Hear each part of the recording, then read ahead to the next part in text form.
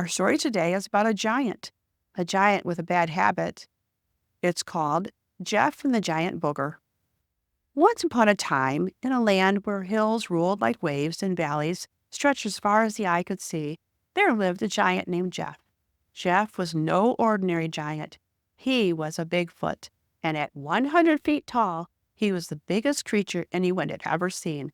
His feet were so large that when he walked, the earth would tremble, and his voice was so deep that even when he whispered, it sounded like thunder. Jeff lived peacefully on a tall hill just beyond a castle, which stood proud and tall, overlooking the valley. Down in that valley, nestled between the hills, was a little town called Boogerton. It was a happy town filled with hard-working people. There was a bakery that made the fluffiest bread, a market that sold the juiciest fruit, and children who laughed and played in the streets. But Boogerton had one problem: Jeff the giant. Jeff had a habit. And not just any habit, it was a bad habit. You see, Jeff loved to pick his nose. With his enormous finger, he would reach up into his giant nostrils and dig around until he found a booger. And not just any boogers. These were giant boogers as big as boulders. And what did Jeff do with them? Well, he didn't keep them to himself. No, Jeff had a terrible habit of flinging his boogers down the hill, straight into the valley, and right at the town of Boogerton. Boom! The ground would shake as one of Jeff's boogers came flying down and landed in the middle of the town square, sending dust and debris everywhere. People would scream and run as the gooey mess splattered on houses, shops, and sometimes even the bakery. One day, Mrs. Crumble, the town's baker, was pulling a fresh batch of bread out of the oven when she heard a loud crash. She looked up and gasped. A giant booger had smashed right through her bakery's roof and landed smack in the middle of her dough. She was horrified. "Oh dear, what am I going to do now?" she cried. But Mrs. Crumble, being the resourceful baker she was, didn't want to waste the dough. After all, she had been baking bread for the town for over 20 years and never wasted a crumb. She decided to mix the dough with the booger, very carefully, of course, hoping no one would notice. To her surprise, when the bread came out of the oven, it smelled delicious, maybe even more delicious than usual. And when the people of Boogerton came to buy their bread that day, they raved about how tasty it was. "This is the best bread I've ever had," said Mr. Wiggins, the town's grocer. "What's your secret, Mrs. Crumble?" asked the children, their mouths full of warm, buttery slices. Mrs. Crumble just smiled, too embarrassed to tell anyone about the giant booger that had accidentally become her secret ingredient. But while Mrs. Crumble's bakery might have benefited from Jeff's bad habit, the rest of the town did not. Boogers were still flying in the streets, crushing carts, flattening flower beds, and causing all sorts of trouble. The mayor of Boogerton, a tall man with a big bushy mustache, decided it was time to take action.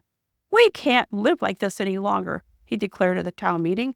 "We must do something about Jeff's nose-picking habit. If we don't, the town will be buried in boogers." People of Boogerton agreed, and they began to brainstorm ways to stop the giant. They tried sending him a letter, but Jeff couldn't read. They tried building a wall at the base of the hill to block the boogers, but Jeff's boogers were so big that they just smashed through the hall like a wrecking ball. Nothing seemed to work. Finally, a young girl named Sally, who lived in a little house near the edge of town, came up with an idea. "Why don't we just ask Jeff nicely to stop picking his nose?" she suggested. The townspeople laughed. "A giant that picks his nose and flings his boogers isn't going to listen to reason," they said. But Sally was determined. One bright morning, she climbed the hill to Jeff's home, carrying a big basket of fresh bread from Mrs. Crumble's bakery. When she reached the top, she found Jeff sitting on a boulder, looking out over the valley with a faraway expression on his face. He hadn't noticed her yet, as he was too busy picking his nose. "Hello, Jeff," Sally called out, waving at the giant. Jeff looked down, surprised to see such a tiny person standing at his feet. "Hello," he rumbled, his voice like an earthquake. "What are you doing here, little one?" "I brought you some bread," Sally said, holding up the basket. Jeff's eyes lit up. "Oh, I love bread," he said, reaching down to take the tiny basket between his massive fingers. He popped a whole loaf into his mouth and chewed thoughtfully. This is delicious. It tastes different. Sally smiled. Mrs. Crumble made it. She's the best baker in Boogerton. But sometimes when you pick your nose and fling your boogers, they fall into her bakery, and they've been causing a lot of trouble. Jeff's face fell. Oh no, I didn't know that. I didn't mean to cause any harm. I just thought it was fun. Well, said Sally, picking your nose might seem like fun, but it's a bad habit. Your boogers are so big, and they've been crushing buildings and scaring people in the town.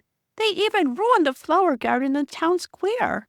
Jeff looked down at the valley and saw the tiny town of Boogerton with its crooked roofs and messy streets.